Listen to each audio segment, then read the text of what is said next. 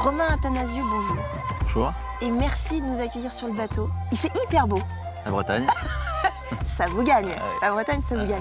On est sur ton bateau, qui est là depuis combien de temps? Il est revenu juste après le Vendée? Tu l'as laissé un peu au sable ou pas? Ouais, la règle, c'était de rester 10 jours. Ah oui, c'est vrai. C'est obligatoire. Ouais. Donc, puis ça tombait bien, parce que c'est vrai que les 10 jours, c'est un peu le temps qu'on met pour faire un peu le tour des médias et puis des partenaires et tout ça. Enfin bon, voilà, pour se remettre pied à terre. Ouais. Donc, et puis après, on l'a ramené pour la forêt. Ouais. Après, on est sorti de l'eau, chantier extérieur, et puis on a remis à l'eau la semaine dernière. Sachant que Vendée Globe, on va y revenir, mais un Vendée Globe aussi où il y a eu de la casse. Tu as cassé quoi? Dérive? La dérive, qui est toujours pas là, hein, qui monte toujours, parce que c'est un gros travail pour la refaire. Donc elle est au chantier en ce moment, à la Trinité-sur-Mer. Ouais. Et les deux safrans. Les deux safrans. Donc ça c'est pareil, c'est au chantier. Et pour l'instant on n'en a qu'un en place. Ouais. Et on a refait nous le fond de coque qui était délaminé suite au choc. Les OFNI, les chocs d'OFNI. Et puis le puits de dérive aussi qui était cassé, parce que la dérive a bougé dans le choc et quand j'ai tapé la deuxième fois après l'équateur. Alors quand tu sors le bateau, que tu le regardes, etc., on connaît les avaries que tu as eues suite à des chocs avec des OFNI. Est-ce que tu as vu après coup qu'il y avait eu d'autres bobos et que ça aurait pu être délicat ou pas? Oui, j'ai vu. On a vu que les bastacs étaient cassés, par exemple. Donc, ce qui tient le mât en arrière. D'accord. Là, il a fallu qu'on dématte ici pour contrôler le mât, parce qu'il y a plein de petits lashings, plein de petits, des espèces de petits lacets qui tiennent les haubans et tout, avec un bout de très, très résistant. Et ça s'use, donc on les change, puis ça prend le soleil et tout. Et en regardant tout ça, en checkant tout, on s'est aperçu qu'il y avait eu la bastac haute, donc celle qui tient le mât haut, qui était quasiment coupée. Donc ça veut dire que s'il y avait eu un souci pendant le mât pouvait casser à ce moment-là? S'il y avait eu beaucoup de charge dessus, ça aurait pu casser le mât. Enfin, elle aurait pu casser, puis le mât il serait parti en avant, quoi. Ah ouais.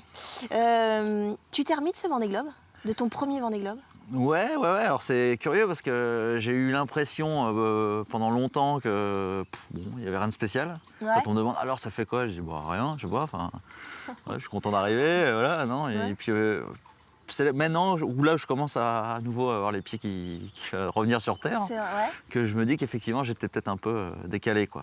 C'est-à-dire que tu t'es pas rendu compte que tu avais fait le Vendée Globe pendant très longtemps?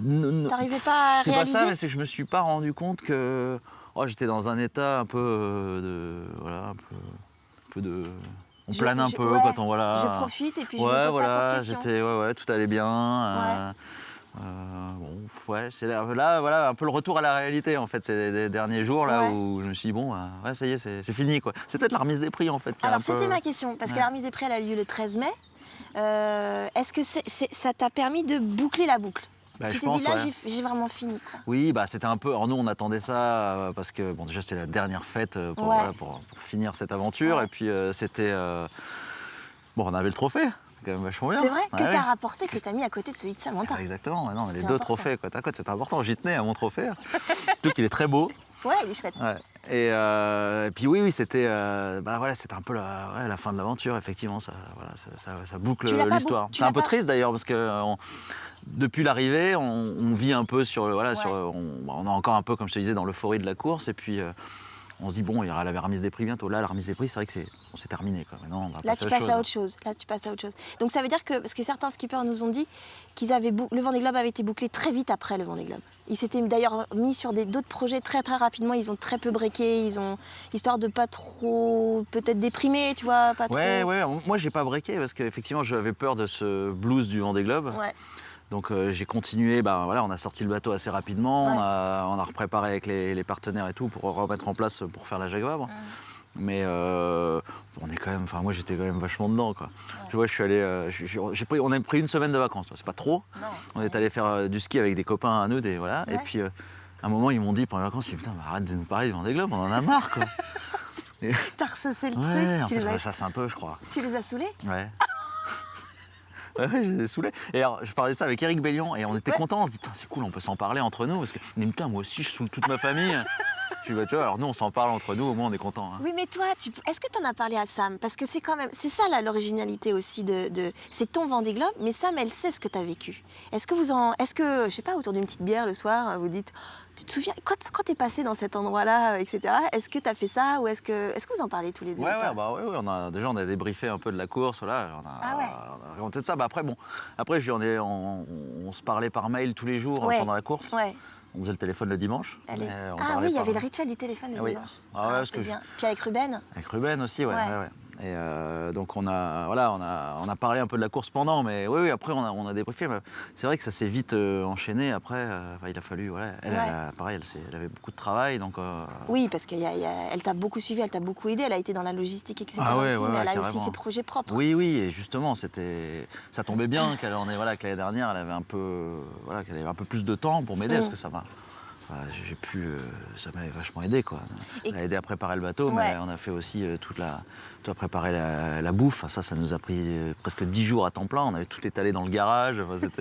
C'est un vrai job, quoi. Ouais, c'est un vrai Préparer job. 3 mois de nourriture comme ça, sans rien oublier.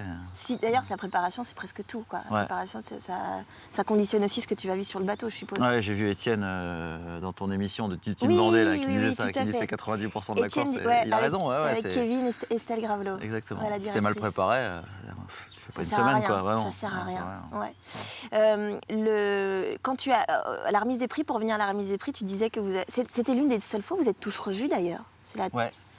Là, vous en avez parlé, vous avez reparlé du Vendée Globe, ou vous êtes juste content de vous voir et de parler autre chose, c'est passé vite. Alors, tu sais, moi, la journée, c'est passé sacrément vite parce que donc c'était le samedi. À 9h, j'avais rendez-vous avec mes partenaires. À 10h, il y avait la messe du Père Le Tram qui avait baptisé mon bateau. Donc, en plus, j'avais fait l'aller, donc j'ai fait le retour. Après, à 11h, j'avais la séance de dédicace au Leclerc. Oui. Jusqu'à 14h. C'est vrai. Avec Alan, il y avait Alan Roura qui est passé. Il y avait Alan, Conrad et Kelly. Ouais, c'est ça. Et puis ensuite, on a eu à 14h, on avait débriefing du Vendée Globe avec l'organisation. Pire qu'un ministre. Ouais, à 16h, je suis allé faire le musée du sable parce que j'avais emmené un petit échantillon de sable du musée du sable autour du monde, donc il a fallu que je le ramène. Ouais. Et puis après, à 18h, il y avait la remise des prix. Donc là, ça a été un sacré truc. Le seul moment où on s'est un peu tous retrouvés, c'était sur le bus, là, en haut. Ah bah oui, c'était rigolo. Ouais. Ça vous a plu? Ouais, c'était marrant parce que. Ouais, il y avait une bonne ambiance. Je crois que l'organisateur, à un moment, on a vu des bouteilles de champagne et de bière circuler sur le bus. On s'est dit, pourquoi il nous donne ça? Il nous a dit après, mais c'est pour mettre l'ambiance et tout, il faut que ça danse et tout. J'ai dit, donc c'est rigolo. On va revenir un peu sur le Vendée Globe. Tu l'as dit, le Vendée Globe, c'est essayer de survivre, de revenir en bon état. Est-ce que tu es revenu, toi, en bon état? Je parle pas du bateau parce qu'on en a parlé, mais toi? Pas tant que ça, en fait. Ah ouais. Je pensais justement, mais j'ai encore. Je peux pas encore lever les épaules, quoi. J'ai en fait, vu que je me suis un peu démis le dos, surtout quand je suis tombé, du coup après j'ai un peu compensé et je me suis inflammé toutes les articulations. D'accord. Donc j'avais mal au dos comme toujours, hein, tout le monde a mal au dos. Hein. Donc quand je suis rentré, j'ai fait on a un ostéo au centre d'entraînement à Port-la-Forêt. Hein. Ouais. Puis il m'a dit, oulala, c'est compliqué. C'est vrai. Et puis j'ai pas pu faire de sport pendant un mois. Ça t'a manqué? Donc j'ai pris 10 kilos parce que vu que j'ai mangé tout ce que j'ai pas mangé pendant la course. T'as profité? J'ai profité. T'as profité? Donc là, après, là, il a fallu se remettre au travail. Ouais. Mais j'ai encore mal au dos, j'ai encore mal au bras. Et mentalement? Mentalement, j'ai pas. Bon, ça allait, à part, je te dis, ce qu'on disait tout à l'heure, qu'on est un peu dans un état d'euphorie permanente. Ouais. Mais j'ai eu du mal à dormir pendant 15 jours. Donc tu dormais pas? Non, en fait, je me réveillais tu vois, sur le bateau, j'ai dormi pendant 4 mois, 1h30 d'affilée maximum. D'accord. Donc quand je suis rentré. T'étais encore dans ce rythme-là? Ouais. Je me réveillais tous les jours entre 2 et 3 heures du matin. Donc heureusement qu'il y avait Facebook. Je faisais Facebook dans mon lit. C'est pour ça que t'étais connecté à 2-3 heures du matin. Ouais. Puis après, à 6 heures, je me réveillais, quoi. D'accord. Alors c'est un avantage, c'est qu'à 7 heures, quand le réveil sonne, t'es content de te lever. C'était pas mal. Mais donc t'étais encore dans ce rythme-là du Vendée Globe? Ouais, impossible de dormir une nuit complète, quoi. J'arrivais pas. C'est la première fois que ça me le fait. On me demande à chaque fois quand je fais une course, on me dit alors t'arrives à dormir? Tu as une course de 15 jours, 3 semaines, j'ai jamais eu de problème. Et là, t'as eu du mal à te remettre. Ça veut dire que t'as du mal à retrouver, entre guillemets, une vie de terrien? Bah ouais, en 4 mois, je pense qu'on a le temps de s'habituer quand même à plein de choses. D'ailleurs, on rentre dans un. On fait pas corps avec l'élément, mais quasiment, quoi. Enfin. Éric Ibellion, il dit exactement la même chose. Ouais, je trouve qu'on est meilleur. Moi, j'étais meilleur à la fin. Toi, les changements de voile, je les faisais mieux. Quand j'ai cassé mon vide-mulet, là, toi, donc c'était vraiment. C'est cette partie-là que j'ai cassé, là. Voilà, ce qui tient la baume dans le mât. Là, il y a un axe et derrière, il y a un écrou. Là, tu l'as cassé. Et donc, ça a cassé net. Donc ça, c'est tombé. D'ailleurs, tu vois, il y a encore les 2 marques derrière, quand ça a perforé le pont. Et bien ça, au moment où ça a cassé, bon, c'était encore positionné. Et j'étais dans le bateau et je suis sorti pour regarder. Je sais pas pourquoi. Il n'y a aucune raison. Je regarde jamais là. Et puis je suis sorti, j'ai regardé sous la baume, puis j'ai vu qu'il y avait un écrou là. Puis j'ai dit, tiens, c'est bizarre ça. Ça veut dire que tu as senti qu'il y a l'espace. Peut-être. Une espèce d'instinct, tu vois, naturel, je pense qu'on etc. développe un instinct au bout d'un moment. On est tellement dans le truc. Bon, c'est un petit espace. Donc on a le temps vraiment de le prendre en main entièrement, quoi. Je pense qu'on Donc tu fais corps avec la nature, mais Ouais. tu fais corps avec le bateau. Oui. C'est surtout ça. Ah ouais, tu entends chaque bruit te parle, quoi. Toi, Ouais, c'est ça. Tu entends un bruit, tu sais exactement d'où ça vient et tu sais quasiment exactement ce que c'est, quoi. Et la question des bruits, justement, quand tu reviens à terre, qu'est-ce qui se passe? T'as plus les bruits. Enfin, Ouais. t'as pas les mêmes bruits. T'as d'autres bruits, mais tu t'habitues à ça aussi ou pas? Ouais, je sais pas, c'est peut-être ça qui fait qu'on dort pas bien aussi. Il y a Ouais. trop de silence, je sais pas. Mais ouais, c'est. Pourtant, le bruit, c'est vraiment difficile, quoi. Sur le bateau, c'est. Ouais. c'est- Certains avaient des casques d'ailleurs, ouais, dans moi certains aussi, j'en moments, avais un. avec les foils et tout ça. Je le mets pas tout le temps parce que c'est quand même chiant Ouais. d'avoir un truc sur les oreilles, surtout Ouais. pour dormir, mais ouais, ça c'est usant, quoi. C'est usant. T'as dit aussi une chose très intelligente. Alors, Je je te viens de le, les ouais, relever, il y en a ouais, pas je te le beaucoup. relève. Voilà, voilà. Ouais, oui, Tu vois, c'est en fluo. surligné, ouais. Le fait d'avoir surmonté ces épreuves va me servir dans la vie de tous les jours. Est-ce que c'est déjà le cas? Ah bah, je me le dis, en tout cas, c'est vrai que, notamment quand j'ai cassé mes safrans et tout, tu vois, quand je vais dans les écoles, je leur dis ça maintenant aux gosses. Je leur dis, ils me disent, oh, comment t'as fait? Est-ce que tu t'es pas dit, J'abandonne. ouais, j'abandonne, j'y arriverai jamais et tout. Je me suis dit, si, au début, je me suis dit ça, mais je me suis dit après, il faut prendre les choses petit à petit, quoi. Évidemment, si tu te dis, si tu imagines tout le truc, tu te dis, j'y arriverai Ouais. jamais au bout, quoi. On en parlait à mes épreuves, il me disait pourquoi je disais que c'était vertigineux le Vendée Globe. Oui. Parce que c'est vrai que c'est énorme, si tu imagines la fin, tu te dis, j'y arriverai jamais.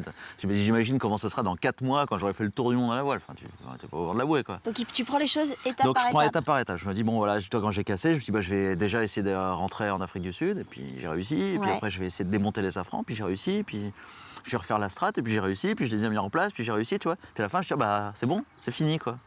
Donc ça t'a changé pour Donc ton maintenant, quotidien voilà, ouais. je pense, maintenant je me. Enfin, tu te dis pas, tiens, j'ai fait ça, tu le dis pas tous les jours, c'est instinctif maintenant. Ouais, mais j'imagine que quand j'aurai prochainement une grosse galère, je me dirais, bon allez, T'as connu pense, pire. voilà, pense au Vendée quand tu pensais que c'était cuit. C'est peut-être pareil, il y a peut-être aussi une solution.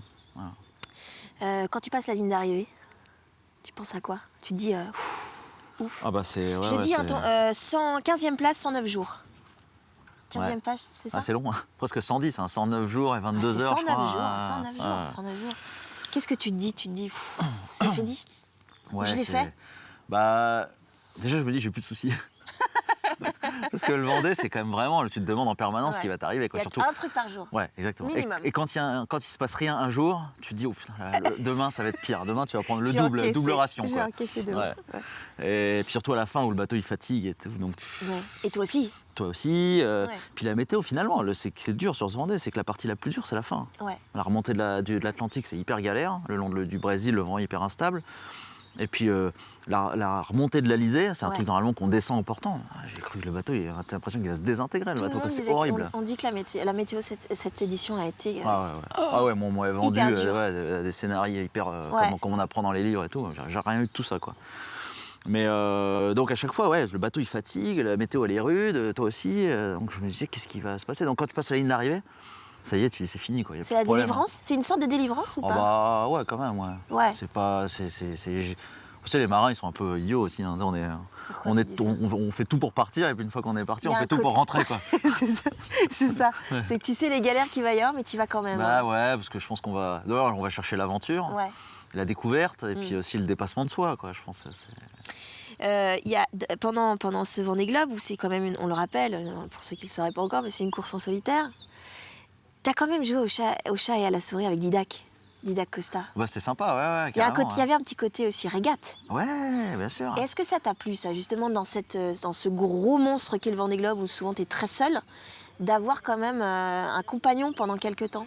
Il y a un peu de tout. Alors je le connaissais pas du tout, Ouais, Didac, en Didac. fait. Et donc c'était puis super sympa, donc ça Ouais, tombait très bien, donc ouais. c'était cool de se parler, mais j'étais un peu mitigé. Moi, j'ai quasiment, j'ai appris à naviguer en Figaro. J'ai fait 10 solitaires, donc c'est un peu toute ma vie professionnelle en tout cas. Ouais. Et au Figaro, on est vraiment au côte à contact, côte et tout, au au contact. contact, ouais, Ça se joue à rien, on a tous les mêmes bateaux, donc des fois, un choqué d'écoute d'1 centimètre, ça te fait prendre 10 mètres sur le gars. Puis des fois, la ligne d'arrivée, il y a 20 bateaux en 2 minutes, quoi. Ouais. Donc bon, tout compte, quoi. Et là, justement, j'étais content d'être un peu tout seul parce que je me disais, voilà, je vais faire ma course, là, je m'occupe pas des autres. Ah, donc c'est l'effet inverse. Ouais, C'est-à-dire j'étais que t'étais content d'être seul. de faire ma météo, ma stratégie, de ne pas essayer de me positionner par rapport aux autres et tout. Donc ça, j'étais plutôt content d'être tout seul. Mais aussi, dans le Grand Sud, j'étais quand même loin de tout et c'était aussi sympa d'avoir Didac. Et puis je pense que ça nous permettait d'aller plus vite. Ouais. Parce que bah, tu vois, voilà, effectivement, quand tu es tout seul, tu te rends peut-être pas compte d'un mauvais réglage qui te fait aller. Bah, je parle de Pouillem, hein, mais toi, un tout petit peu moins vite. Ouais, ouais. Bah, là, je vois qu'il me dépasse, donc ça, c'était. Il va pas m'avoir. Ouais, ouais, ouais. Et en fait, je sais plus qui m'a dit, quand je me suis réveillé, il m'a dit oh, bah, tu vas vite le dépasser, c'est plus un aventurier qu'un régatier et tout. En fait, pas du tout. Pas du tout. À chaque fois qu'il y avait un placement à faire, il se plaçait hyper bien toujours. Ouais. J'étais là, à la fin, je dis c'est pas possible. Au début, je dis bon, il a un coup de chance, la deuxième fois et tout. Puis Il est bon. Il est hyper bon. Donc, oh là là, c'était sympa parce que par contre, c'était un peu le. Voilà, on se bataillait, c'est une course, hein, donc c'est cool de Didac, régater. il est revenu au sable, il a réparé, il est reparti aussi. Ouais, c'est ouais, ça aussi. ouais. Donc on voit la force aussi du bonhomme. Tu parlais du fait d'être seul, que ça t'a plu. Est-ce que la solitude, ça t'a pesé quand même?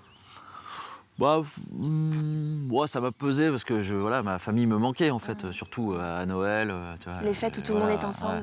Je me rappelle Sam m'a envoyé une photo de l'ouverture des cadeaux. Ouf, là tu les as. Ouais, c'était un peu dur, quoi. Tu sens un peu seul, quoi. Ces moments-là, surtout que j'étais en pleine tempête, hein, donc c'était un peu raide. Mais par contre, j'aime bien être tout seul, quoi. Ça me gêne pas trop. Quand j'étais gamin, j'étais assez solitaire. Ouais, ça te pèse pas? Non, non. Non, je te dis, quand je suis content de revenir, de retrouver mes copains, et puis voilà. Mais non, c'est pas une souffrance, quoi, d'être tout seul. Ouais. Je me trouve je sais plus qui disait, Carsozon, je crois, qui disait, je me trouve de bonne compagnie. Ce qu'on sait moins, et moi je l'ai découvert aussi, c'est que évidemment Samantha Davis, qui est ta compagne, a marqué le Vendée Globe à jamais, du fait de son enthousiasme, etc., et de sa jolie course, et aussi de son abandon l'avant-dernière édition. Mais le rêve du Vendée Globe, c'est le tien à la base.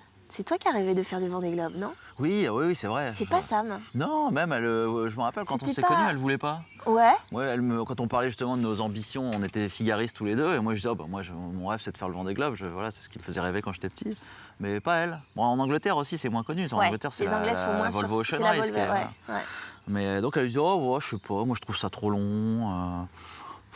Non, vraiment, c'était incroyable, quoi. Alors que toi, c'était vraiment c'était ton rêve de gosse. Exactement. Bah oui, moi c'est la plus belle course. Enfin, c'est quand t'es gosse, je me rappelle de. Alors la première édition, j'étais un peu jeune, mais la deuxième, je me rappelle de tout, quoi. C'était dément, quoi. Je me rappelle des images d'arrivée. Après en 95, voilà, je commençais à être plus grand, donc je suivais plus avec Christophe Auguin et tout. Enfin, c'était. Ouais, c'est Christophe Auguin, c'était impressionnant. Ouais, mes images de bateau, c'est le Vendée Globe. Moi, si je retiens une image de toutes les éditions, c'est le Philippe Poupon, toi qui as le bateau couché. C'était incroyable. Quand j'étais gosse, en plus, Philippe Poupon, c'était le taulier, quoi. Enfin, tu vois, c'était un king, quoi. Et je me rappelle de cette. On les entend tous les deux discuter, Loïc et Philou. Et puis à un moment, Philou, il dit à Loïc, il dit merci d'être là parce que je t'assure que cette nuit, j'ai eu un peu peur. Putain, moi j'entends Philippe Poupon. Dire qu'il a peur. Qui dit qu'il a peur. Je me suis dit, oh la vache, c'est quoi ce truc, quoi. Donc ouais, c'était des souvenirs d'enfance, quoi. Et tu arrives à te dire, je suis à côté de Philippe Poupon parce que je l'ai fini ce Vendée Globe. Ouais, je ne t'ai pas dit ça, mais cela dit, ça me m'a rappelle un truc. C'est pas pour te mettre la pression, hein. Non, mais tu sais, j'ai commencé la course au large tard, et quand j'ai commencé ma carrière en Figaro, il y a plein de, je pense à Jérémy, Armel, qui sont nés dans la course au large, quoi. La compète et tout ça. Moi, pas du tout. Et je me rappelle qu'à 18 ans, il y avait une régate de Figaro à Saint-Quay-Portrieux. J'habitais à Paimpol, et j'étais allé demander un autographe à Philippe Poupon et Florence Artaud qui couraient là, tu vois. Dingue. Ouais. Et quelques années plus tard, en 2000, quand j'ai fait ma première saison Figaro, j'ai fait la Generali Solo qui se courait en Méditerranée. Tout à fait. Et il y avait Philippe Poupon et Florence Artaud qui couraient. Et il y a eu une manche où j'ai fait terminer devant eux. Et j'avais imprimé le classement et je l'avais envoyé à mon père pour lui dire, regarde, j'ai fait devant Philippe Poupon et Florence Artaud. Ils t'ont pas demandé d'autographe? Non. Ils auraient pu demander. Et la suite maintenant? Tu gardes ton bateau jusqu'à la Jacques Vabre? Ouais, on fait avec Famille Marie et Tamine Dulis, on fait la Jacques Vabre. Jusqu'à la fin de l'année? Ouais, et puis après, ils ont adoré le Vendée Globe et tout, ça a été une aventure, autant pour eux que pour moi. Tu as fait des trucs drôles avec ces histoires de miel ou de. Tu te souviens le liquide vaisselle? Le liquide vaisselle qui couine. Non, mais c'est vrai, tu as été un très bel ambassadeur pour eux aussi. Ouais, écoute, ils sont contents. Ouais, ils étaient contents, et puis donc ils aimeraient bien continuer, mais bon, voilà, là il faut maintenant, j'aimerais bien refaire le Vendée, mais là c'était l'aventure, il fallait le boucler avant tout. J'aimerais bien le faire pour être un peu plus dans la course, attaquer un peu plus. Oui, quand même. Donc tu repars en 2020? Ouais, donc on est en train de mettre le projet en place là, avec un bateau plus récent. Certes, ce ne sera pas un foiler, hein, ça va rester un projet modeste, mais quand même plus compétitif. Et donc, il faudrait qu'on trouve encore un partenaire pour compléter notre team, quoi. D'accord. On en est là, on est dans la recherche. Dans la recherche du troisième partenaire, gros partenaire. Ouais. T'as vu que la vol... Non, vas-y, je t'en prie. Non, puis j'ai après la Jacques Vabre au mois de novembre. Ouais, le 5 novembre, départ. Ça va arriver vite. Et puis l'année prochaine, c'est la Route du Rhum déjà. Donc, la Route du Rhum, qui sera sûrement qualificatif pour le Vendée. Et puis après, on refera la Jacques Vabre, mais ça y est, on sera dans le Vendée, quoi. 2 petites dernières questions. La première, si Sam part en 2020, vous partez tous les deux? Alors ça en compète? C'est le sujet sensible du moment. Hein. C'est vrai, vous en parlez? Ah bah oui, parce que c'est... Elle veut repartir, Sam. Ah, c'est... Non, mais je veux pas mettre la mouise dans non. Tu vois? Non, mais je ne peux rien dire. Vous en saurez plus très prochainement. C'est vrai? Ce que je peux dire, oui. D'accord. Voilà. S'il faut garder Ruben, hein, Ah bah justement, c'est ça. Il aura 9 ans, il sera un peu plus grand, mais ouais, c'est un peu... c'est sûr que là, on est en train de chacun préparer son projet Vendée. Et c'est la question qui revient à chaque fois, c'est comment on va gérer tout ça. Parce qu'il n'y a pas que le Vendée, il y a toute la préparation. Exactement. Si on fait 3 ans de préparation de Vendée, enfin 3 ans d'IMOCA, on fait les mêmes courses, on n'est pas là tout le temps au même moment. Quoi. Donc on avait une fille au père avant, donc on en aura une autre. On a les grands-parents qui sont là, mais bon, voilà. Les grands-parents, c'est laisser Ruben comme ça, donc il faut gérer ça. C'est du travail. On passe des soirées entières à gérer les agendas, les plannings et tout. Ça. Et dernière question, est-ce que tu es heureux? Ah bah oui, carrément, ouais. C'est... Merci Romain Attanasio. Ouais, de rien. Merci TV Vendée.